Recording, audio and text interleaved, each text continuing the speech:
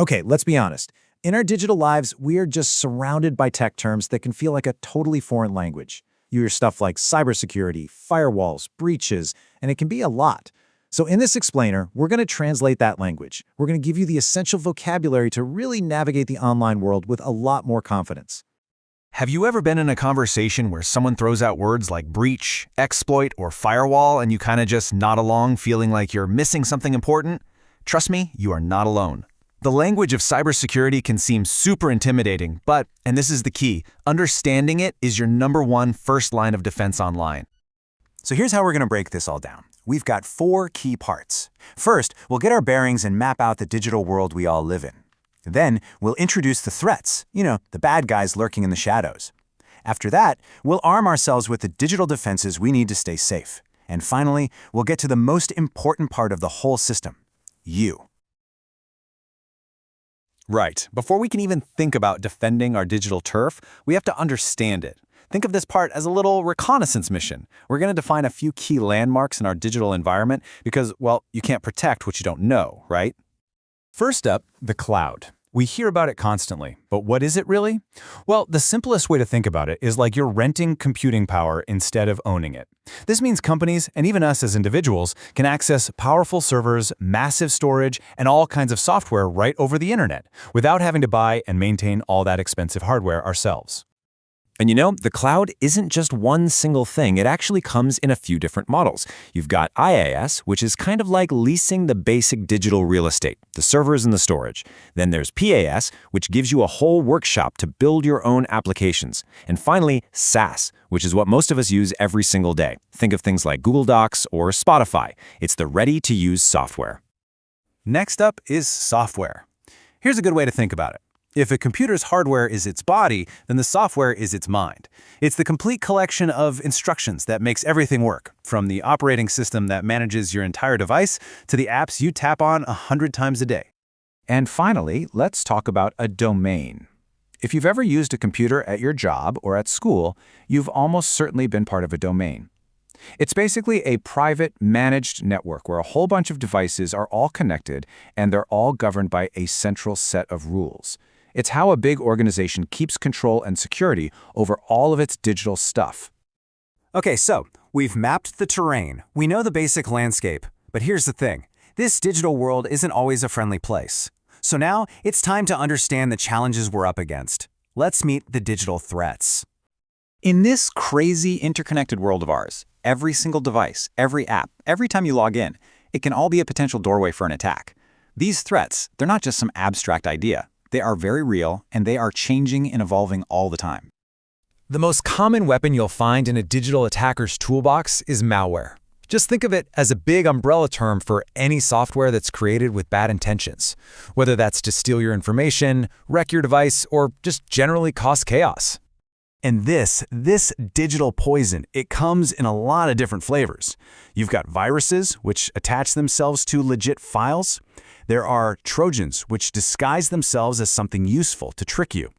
Worms can copy themselves and spread across entire networks all on their own. And then there's ransomware, which literally locks up your files and holds them hostage until you pay up.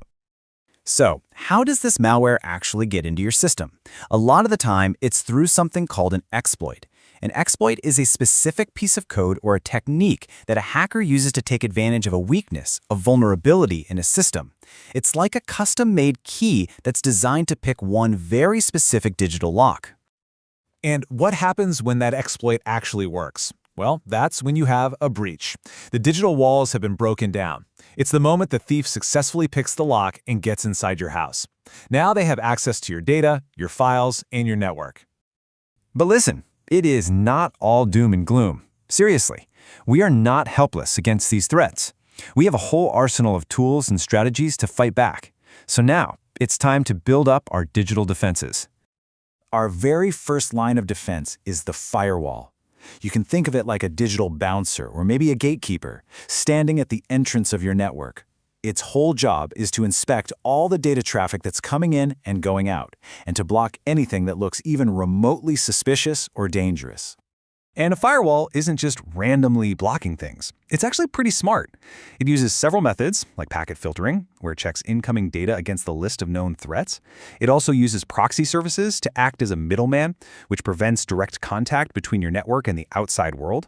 And it uses something called stateful inspection to make sure the data you're getting is part of a conversation you actually started. But what happens if a threat somehow manages to sneak past the firewall? That's where encryption becomes absolutely vital. Encryption is the process of scrambling your data into a secret code. So even if a thief manages to steal a file, to them, it's just complete gibberish. It's totally unreadable without the specific secret key needed to unlock it. Now, encryption usually comes in two main types. You've got symmetric encryption, which is the simpler one. It uses a single secret key for both locking and unlocking the data. Then there's asymmetric, which is a bit more complex, but it's the backbone of how we communicate securely online. It uses a public key that anyone can use to lock data and send it to you, but only you have the secret private key that can unlock it. All right, we've covered the digital landscape, the threats that live there, and the tech we use to defend ourselves. But there's one more piece of this puzzle that's more critical than any of that. Let's get to our final section and talk about the human element. Because you are in the system. Have you ever used your personal phone for work email or your own laptop? That's part of a policy called Bring Your Own Device, or BYOD. It's super common, but it also means the lines between your personal security and your company's security are more blurred than ever. The firewall on your work laptop might be top-notch, but what about on your personal phone that's connected to the same network? See the problem? And that brings us to the most critical point of all this. We can have the best firewalls in the world and the strongest encryption money can buy, but all of it can be completely undone by one single human error. The final, and honestly the most important piece of the security puzzle is us. Our awareness, the decisions we make, and our actions. That's what truly keeps our digital world safe. So there you have it. We've decoded some of the core language of cybersecurity. You're now equipped with the vocabulary to better understand the digital world swirling around you. The real question is, what are you going to do with it? Now that you speak the language, how will you view your digital life differently? Thanks for tuning in to this explainer. You know, out there in the digital world, there's this constant, invisible war going on. It's this high-stakes game of cat and mouse between the people trying to break our systems and the ones trying to defend them. Today, we're jumping right into the front lines of that fight. So, have you ever been in the middle of shopping online or maybe just scrolling your favorite site and then, poof, it just stops working? You hit refresh, you check your Wi-Fi, but nothing? You're just sitting there thinking the whole internet is down, right? Well, a lot of the time, that's not some random glitch. It might actually be the first sign you're seeing of a full-blown cyber attack. So to really get what's going on here, we gotta crack open the attacker's playbook. And one of their favorite and most effective tools is designed to create a massive digital traffic jam. It's called a denial of service attack. Okay, so what is a denial of service, or DOS, attack? The easiest way to think about it is this. Imagine your favorite coffee shop has only one door. Now picture someone just standing right in the middle of that doorway, not letting anyone in or out. That's a DOS attack in a nutshell. A single computer basically floods a target, like a website server, with so much junk traffic that real users like you and me can't get through. The door is totally blocked. And look, this isn't just about being annoying. For a business, this is an absolute nightmare. It means their website is down, customers can't get in, and that costs them a ton of time and money. But honestly, the worst part? It can completely wreck their reputation. It shatters the trust people have in them. So that one person blocking the door? That's bad enough. But what happens when it's not just one person? What if it's an entire mob, a huge crowd, all trying to shove their way through that one single door at the exact same time? Yeah, that's when the problem gets a whole lot bigger, really, really fast. And that escalation brings us to the bigger, meaner cousin of the DOS attack, the distributed denial of service attack. We call it DDoS. And that first D for distributed, that changes everything. Okay, so here's the crucial difference, and it all comes down to scale.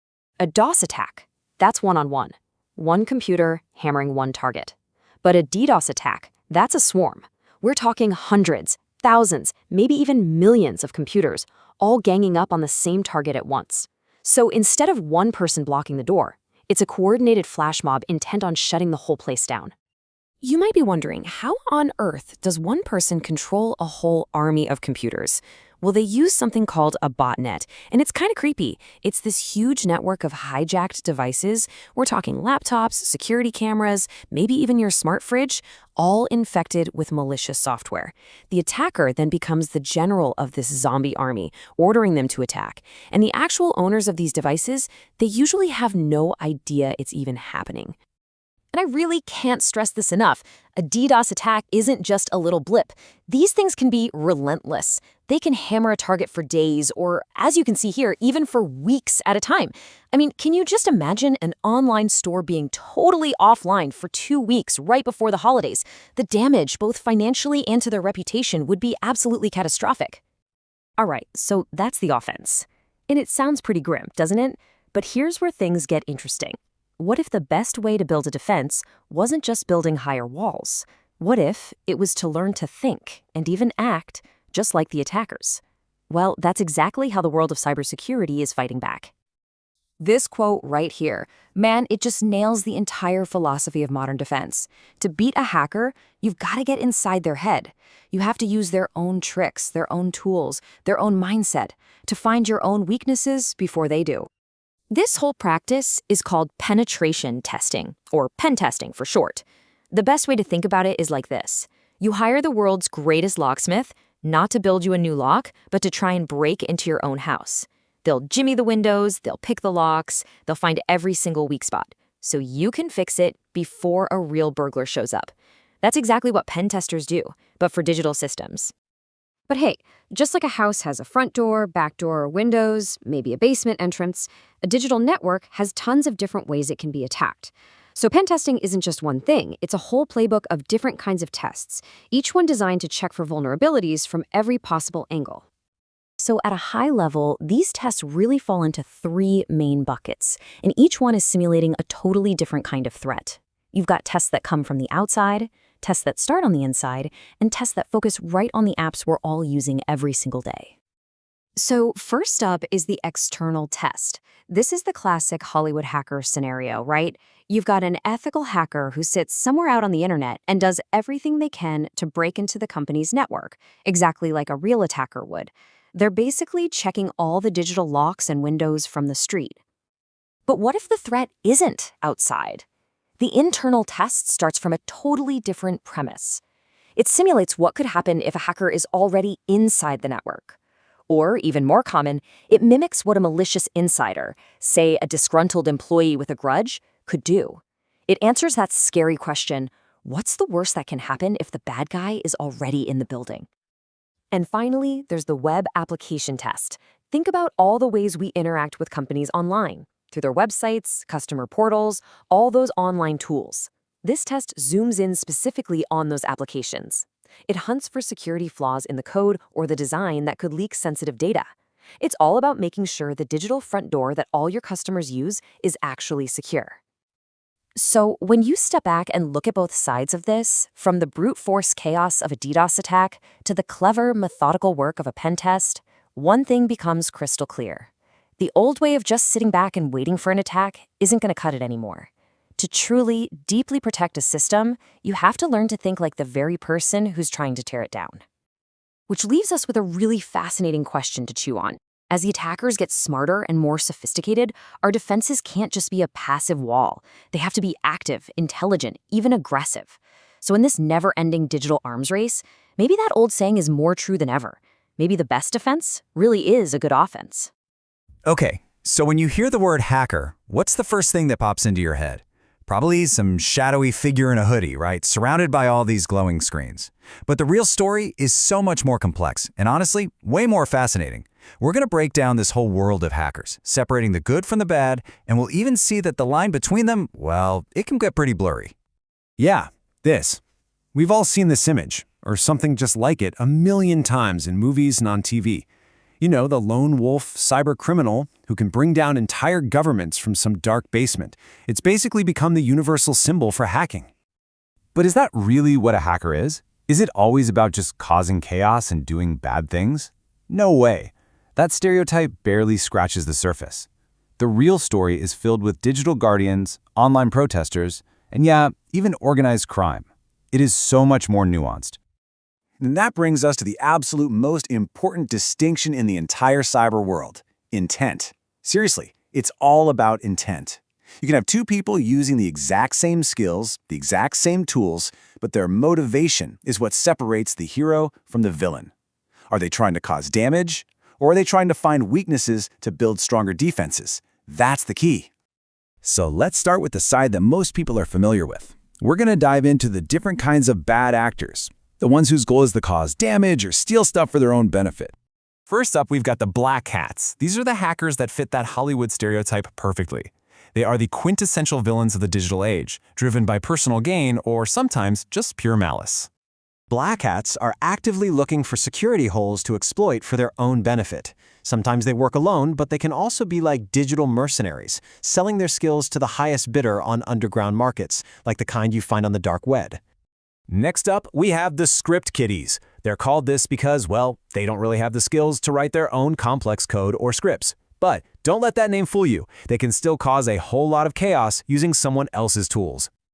So the big distinction here is their skill level. Script kiddies aren't inventing new ways to attack. They're basically just downloading and running programs that more talented hackers have already built. Their motives are usually a lot simpler too. Think of it more like digital graffiti or disrupting a website just for bragging rights, not some complex financial heist. Okay, so from simple mischief, we're now moving to a group that's driven by something completely different: ideology. These are the hacktivists, and they use their skills to push a political or social agenda. Activists are kind of like digital protesters. Their goal usually isn't about making money, it's about making a statement. So they might leak sensitive information to expose what they see as corruption, or shut down a company's website to protest its business practices. You've probably heard of groups like Anonymous or initiatives like WikiLeaks. They've made this type of hacking famous, going after everyone from governments to huge corporations to get information out there that they think the public needs to see. And now we get to the big leagues. This isn't about mischief or ideology anymore. This is a cold, hard business. We're talking about organized crime stepping into the digital world. This is where hacking becomes a really sophisticated global operation. You've got traditional groups like the mafia adding cybercrime to their list of activities, and also brand new digital-only gangs. Their goal is super simple: money. Just look at the Antwerp port hack. A crime group digitally manipulated container codes just to smuggle drugs, marking them as already cleared by customs. I mean, that is a whole other level of planning. And finally, in our rogues gallery, we have a threat that is especially dangerous precisely because it comes from the inside. So an insider threat could be a disgruntled employee who has a grudge, or maybe a contractor who just makes a careless mistake. The thing is, because they already have legitimate access to a company's systems, their malicious actions are incredibly hard to spot. They don't have to kick down the front door because you've already given them a key. Okay, enough with the villains. Let's flip the script for a minute and look at the heroes of our story. These are the good actors who use their hacking skills not to tear things down, but to build them up and defend them. The most well-known group of good actors are the white hat hackers. You might also know them by another name: ethical hackers. White hats are the cybersecurity pros that companies actually hire to protect them. They're the first line of defense in this digital world. And get this, they use the exact same tools and techniques as a black hat, but there is one critical difference. They have permission. Their whole job is to think like a criminal, to find all the weak spots in a system, and then report them so they can be fixed before a real attacker gets there first. So really, when you boil it all down, it comes to just two things: permission and goal. One operates without permission to cause harm. The other is invited in with the goal of finding flaws to make things more secure. Same skill set, just polar opposite intentions. But you know, the world isn't always so black and white, is it? Not every hacker fits neatly into a hero or villain box. And that brings us to the gray area. This is where it gets really tricky. Imagine someone finds a huge security flaw in a company's system. They genuinely want to help, but they never had permission to go looking for it in the first place. So what are they? That person is a gray hat hacker. They live in that morally and legally ambiguous middle ground. They might break into a system without asking, but instead of using what they find for personal gain, they'll report it to the owner. Sometimes they do it hoping for a reward, other times they do it just because they think it's the right thing to do. But here's the risk. If a company just ignores a gray hat's warning, Well, that hacker isn't bound by any ethical rules or a contract. They could just release the information publicly or sell it or even use it themselves. It becomes a really high-stakes game of trust. So, after looking at all these different types, from the malicious black hat to the protective white hat and the ambiguous gray hat, we come right back to our central theme. And that leaves us with a really tough question. If a hacktivist breaks the law, but in doing so exposes a much greater crime, or if a gray hat hacker trespasses digitally but prevents a catastrophic data breach, who is the real bad actor?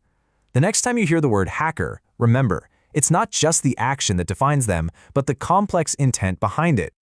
So let's just jump right in. When I say the word hacker, what pops into your head?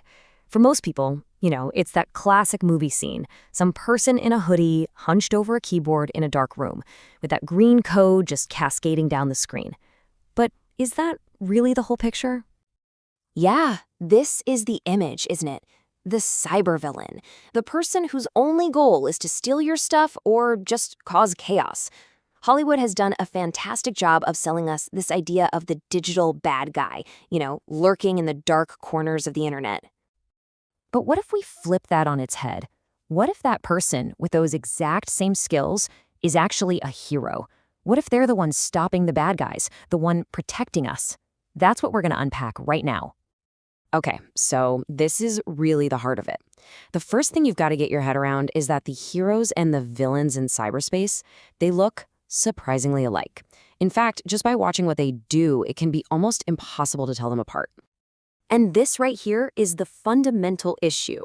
The good guys and the bad guys, they're often working from the exact same playbook. They've got the same skills, they understand the same weaknesses in a system, and they use the very same techniques to get in. I mean, just look at this. Skills? Identical. Techniques? The same. So if you can't tell them apart based on their abilities, how on earth are you supposed to know who's who? It's not about the how they do it. It's all about the why. And this is where it all gets messy. Because out here in the real world, the lines between good and bad get incredibly blurry. Let's just walk through a couple of scenarios where there are no easy answers. All right, take this one. You've got a government agent who hacks into another country's network to gather intelligence. Now, to their own country, they're a patriot, right? A hero doing what's necessary for national security.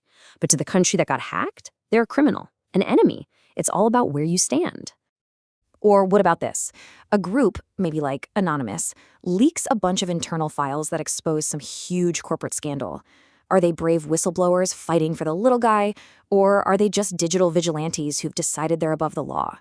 See, it's tricky. And now, let's raise the stakes. What if that very same leak, the one meant to expose corporate crime, also accidentally reveals the real identities of undercover agents who are then killed because of it? Suddenly, an act that might have seemed righteous has devastating, fatal consequences. That line isn't just blurry anymore, it's dangerous. It gets even weirder. You'd probably think the dark web is exclusively for criminals, right? Well, not exactly. A lot of the good guys go there too. They browse those same criminal marketplaces, not to buy illegal software, but to study it, to learn about the newest threats so they can build better defenses. They're literally going into the lion's den to figure out how to stop the lions. So, we've established the skills are the same, and that their actions can be a total moral gray area. So, what is it? What is the one thing that truly separates a good actor from a bad one? Well, it boils down to one simple but powerful idea. And there you have it. This is the whole ballgame. It's not about the code they write or the systems they break. The absolute best way to tell the difference is to understand their motivation. Why are they doing it? Okay, that sounds great, but how do you actually do that? It's not like hackers walk around with a sign telling you their intentions. Well, actually, sometimes they kinda do. There are some real, tangible clues you can look for. One of the biggest signs of a good actor, an ethical hacker, is professional certification. These folks who get paid by companies to find security holes often have credentials from official organizations like these. It's proof that they're playing by a set of ethical rules. They're professionals, not outlaws. So I want to leave you with this thought. Imagine you're at a party and you meet someone who tells you they're a hacker. Now, after everything we've just discussed, what kind of questions would you ask them to figure out their motives? Would you ask them about their tools and techniques? Or would you ask about their purpose? Would you ask what they do? Or would you ask them why they do it? That's the real question, isn't it? You know, in the world of hacking, the very same person who could break into a bank's security system is often the exact person they hire to protect it. So what's the real difference between them? It's not about skill, it's about something much more human. So let's really dig into that. We're not just going to look at the technical side of things. We're going to explore the core human drives behind the code. What actually motivates someone to cross that digital line, for good or for bad? Okay, first up, let's just set the stage and define our key players in this digital world. Now check this out. The skills on both sides are often totally identical. Think of it like a master locksmith. They can either rob a house or make it secure. It's the same thing here. The only thing separating these two columns isn't talent, it's intent. So what's one of the biggest drivers? Well, no surprise here, it's money. But it's fascinating how one person steals it while another earns it using a very similar playbook. For the bad actors, it is all about the money. They see a secure system not as a service to protect, but as a vault to be cracked. Their skills are basically keys to unlock someone else's wealth. And they have a few go-to methods. You've got ransomware attacks, right, where they lock up a whole network and demand payment. There's cyber blackmail, where they threaten to release stolen information. They'll also just sell stolen data on the dark web or even use it to launch other attacks. It's a whole criminal economy. But now let's flip that coin. Ethical hackers, the good guys, are also motivated by money. But there's a huge difference. They're not taking it, they're earning it. Their money comes from professional, legitimate work. And trust me, highly skilled ethical hackers are in crazy high demand right now. Because their expertise is so valuable, they can command some seriously high fees. They're the digital bodyguards companies are desperate to hire. Okay, but it's not always about the money. There's another really powerful human driver, the simple thrill of the challenge, and, of course, the desire for a reputation. This is where the psychology gets super interesting. For the bad actors, this is all about notoriety. It's the pure rush of getting into a place you're not supposed to be. It's about building a name for yourself in underground circles. This is often what motivates the less skilled script kiddies. It's all about the bragging rights. And here's the twist. Ethical hackers feel the exact same thrill. They love the puzzle, the challenge of outsmarting a really complex system, or even outwitting a rival black hat hacker. The difference? They channel that competitive energy into building a reputation as an elite defender. And that drive for a good reputation, well, that often leads to real innovation. This brings us to our final and maybe most complex motivation, hacking for a cause. This is where hacking gets ideological. And this is the world of the hacktivist. These are hackers who aren't after your money, they're after your attention. For them, the keyboard is a tool to push a political or social agenda. So what does that look like? Well, their goal is usually to disrupt or expose something. They might leak what they see as government secrets or shut down the websites of organizations they oppose. At the more extreme end, you've got hackers working for governments or even terrorists trying to cause chaos and fear. But hacking for a cause isn't always about politics or disruption. For the ethical hacker, the cause is often a deeply held personal belief.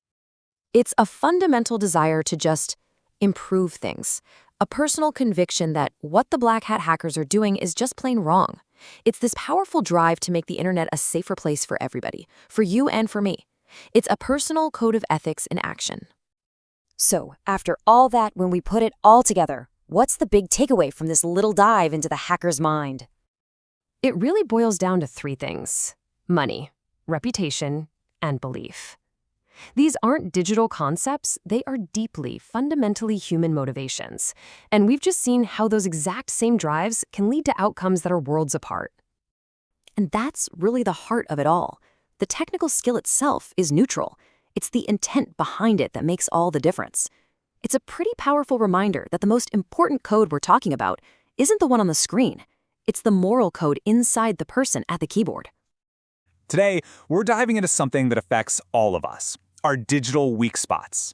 We're going to look at the parts of our society that are most at risk from cyber attacks. So let me ask you, where do you feel most vulnerable online?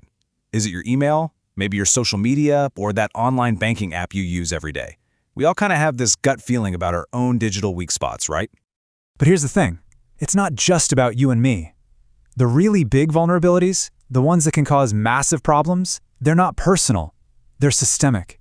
They're built into the very systems we all rely on every single day. And when one of those gets hit, it can affect millions. Okay, so let's get into it. All right, first up, we're going to follow a classic rule. You've heard it a million times. Follow the money. And that leads us straight to the #1 target for pretty much any cybercriminal out there. And yeah, it's probably no surprise that financial institutions are at the top of that list. I mean, think about it. They're not just holding on to data, they're holding our actual money.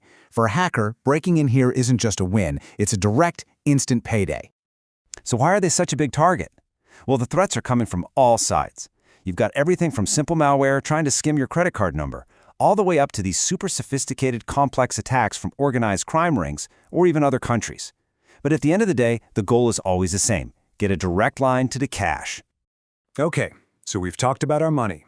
Now let's shift gears to something priceless, our health.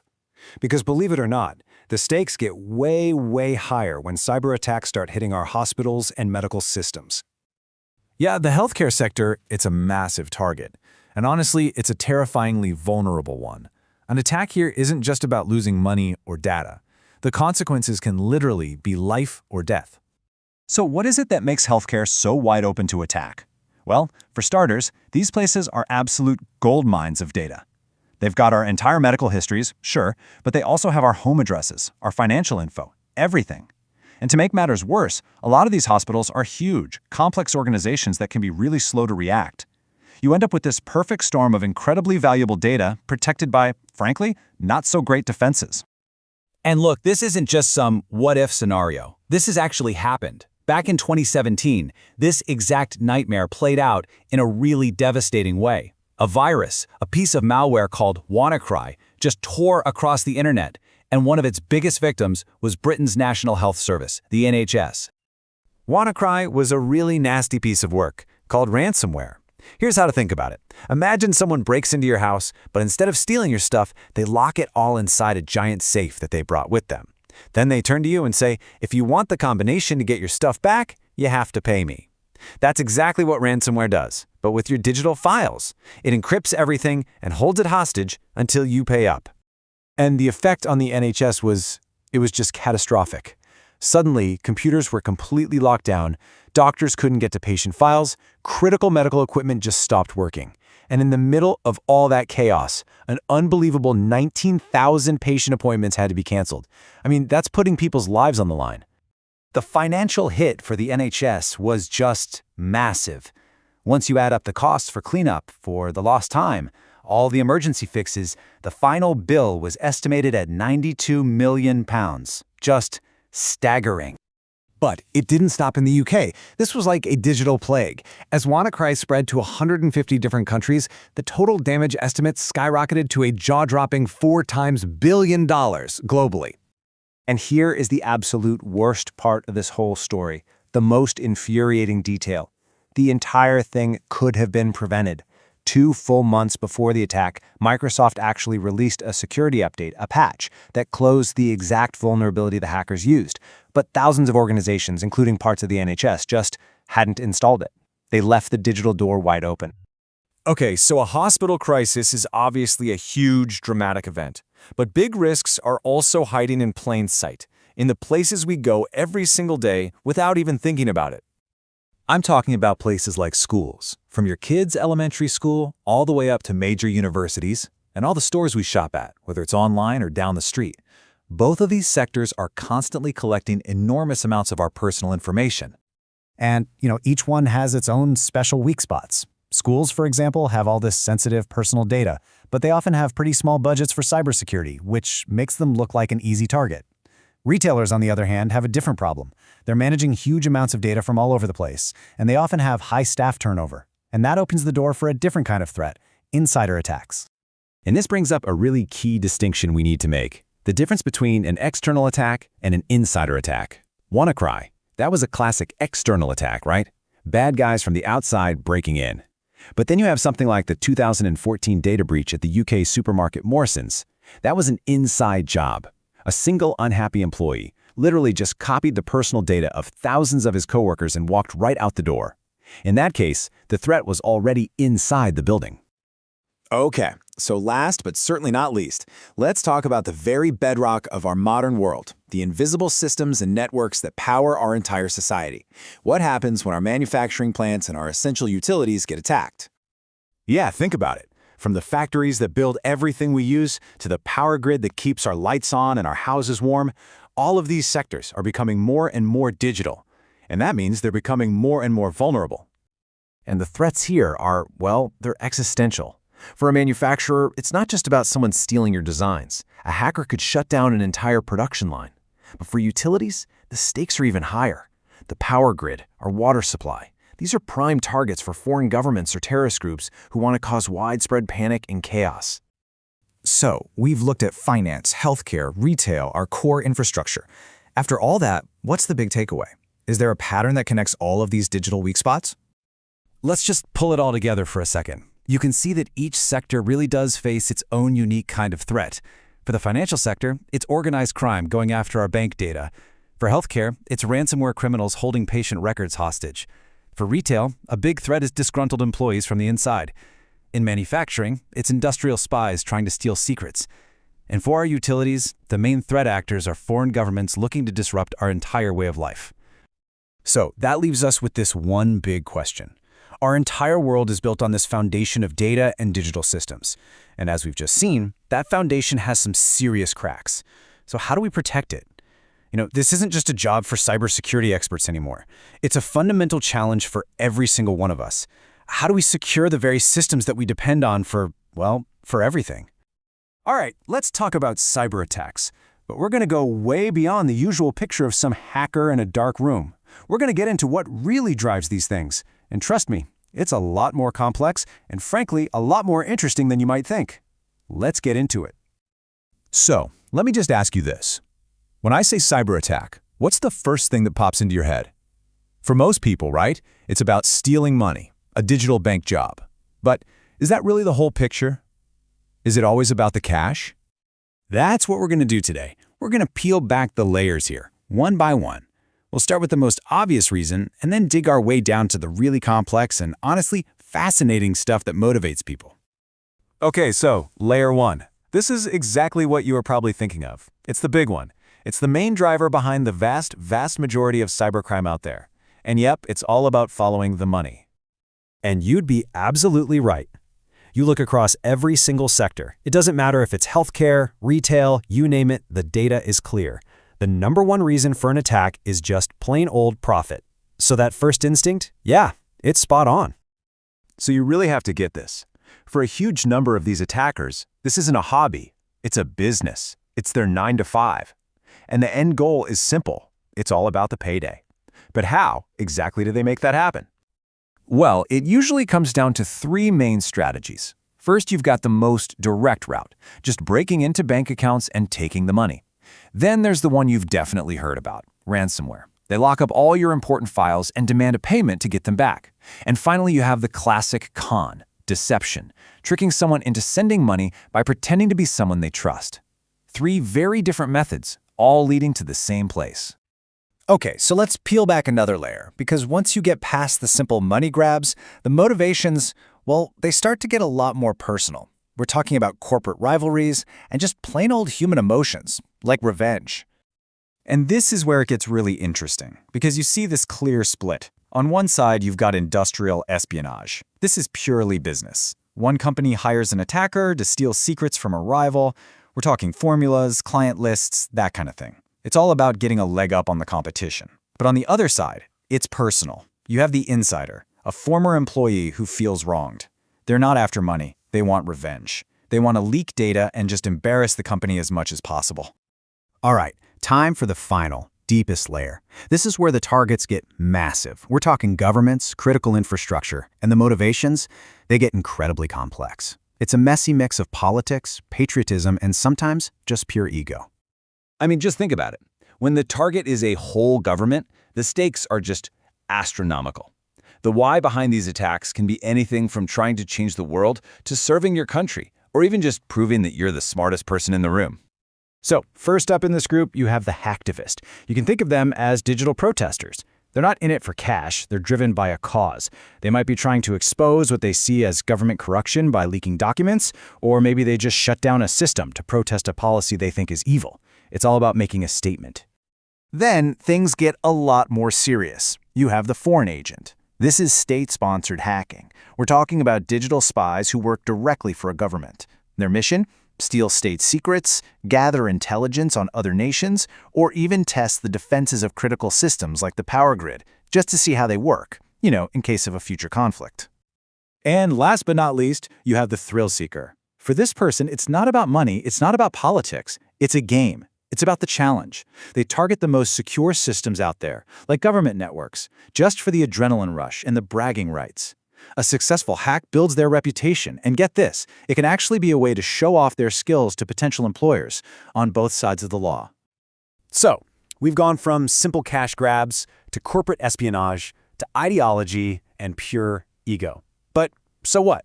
Why is it so important to understand all of this? Why does the why actually matter?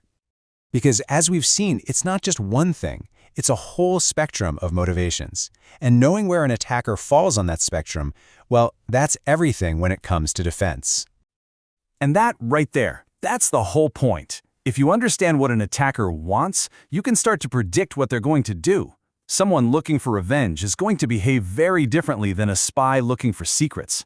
Knowing the motive, that's how you build the right kind of wall. So I'll just leave you with this final thought. In this crazy, high-stakes chess match of cybersecurity, if you can really, truly get inside an attacker's head and figure out their motivation, does that mean you can see their next move before they even make it? Something to think about. Thanks for watching. Have you ever wondered what a high-stakes digital heist really looks like, from the inside? Forget what you've seen in the movies, all that frantic typing and flashing green code on the screen. Real cyber attacks are usually quiet, they're methodical, and they almost always follow a very specific plan. So today, we're going to open up that hacker's playbook and see exactly how it's done. So think about it. How does an attacker go from being a complete outsider to suddenly controlling a company's most valuable secrets? Is it just a lucky guess? A random shot in the dark? Well, the answer is almost always a hard no.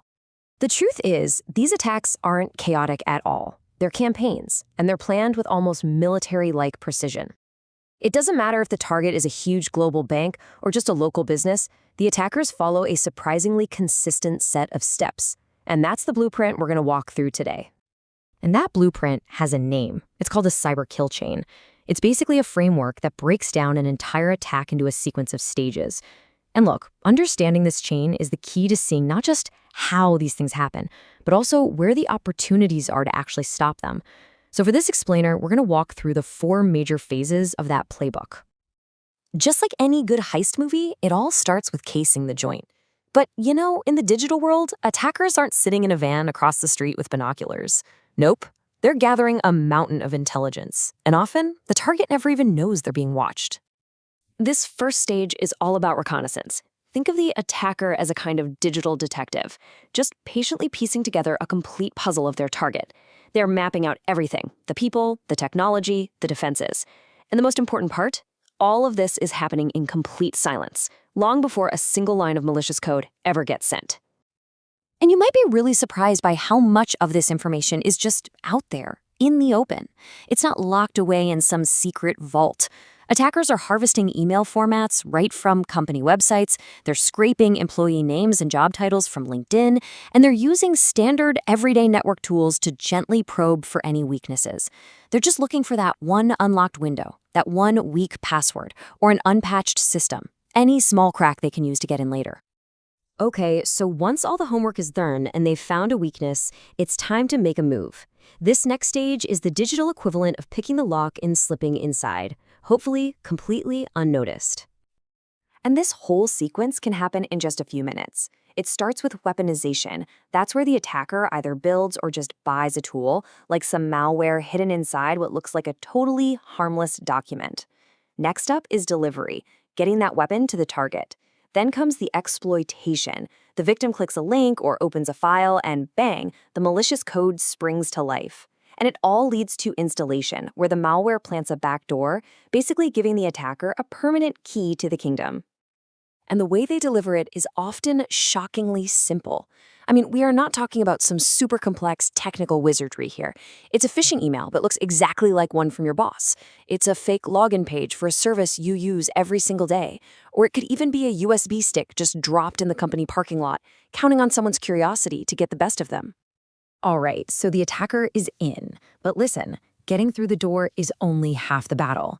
Now the real game begins. Staying hidden, moving around the network, and trying to avoid detection at all costs. This is where they really dig in and solidify their foothold. This whole stage is about one thing: stealth.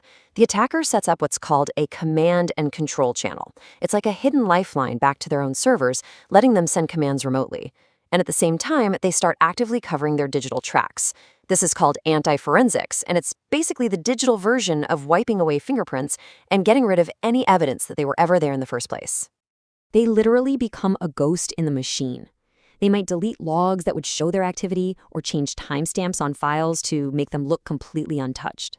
They might even plant false clues just to send any investigators down the completely wrong path. The whole goal is just to blend in and operate totally undetected for as long as it takes. So after all that careful planning, all that sneaking around and hiding, we finally arrived at the last stage. The entire operation, from start to finish, has been leading up to this one moment: the payoff. With that secure foothold deep inside the network and total control over key systems, the attacker can finally do what they came to do. And that goal, well, it can vary wildly depending on what their motivation is. For some, it's all about stealing sensitive data or intellectual property. For others, it's about deploying ransomware to encrypt every single file and demand a huge payment. Sometimes the goal is just pure disruption, shutting down critical operations. Or it could be simple financial fraud, like creating fake payments into a bank account that they control. You know, for a lot of professional attackers, the job isn't truly done until they've made a completely clean getaway. They'll carefully remove all their tools, scrub any remaining logs, and just slip out as quietly as they came in. They might even leave a little secret back door open, just in case they want to visit again later. Then again, not every attacker wants to be a ghost. Some of them want to make as much noise as they possibly can. These are the attackers who deface websites, who publicly leak stolen data, or cause massive system failures just to advertise their success and do as much damage as possible to an organization's reputation. So, after seeing this entire chain, right, from the initial spying all the way to the final objective, it brings up a really critical question. Where do you think the weakest link in this whole chain actually is? Is it the expensive, sophisticated firewalls and all the security software? Or is it that one single curious employee who just clicks on the wrong link? Is it the technology, or is it the people? We're going to tear down a real-world digital heist, piece by piece. We'll see how hackers got past a company's defenses, not by kicking down the door, but by getting invited in through a trusted partner. Let's dive in. So here's the big question, right? I mean, think about it. You've got these huge companies with firewalls, top-notch security teams, all the bells and whistles. So how in the world do hackers still manage to slip through the cracks? Well, the answer is kind of chillingly simple. Turns out you don't always have to pick the lock. Sometimes you just get handed the key and walk right in the front door. Okay, so this brings us to our case study for today.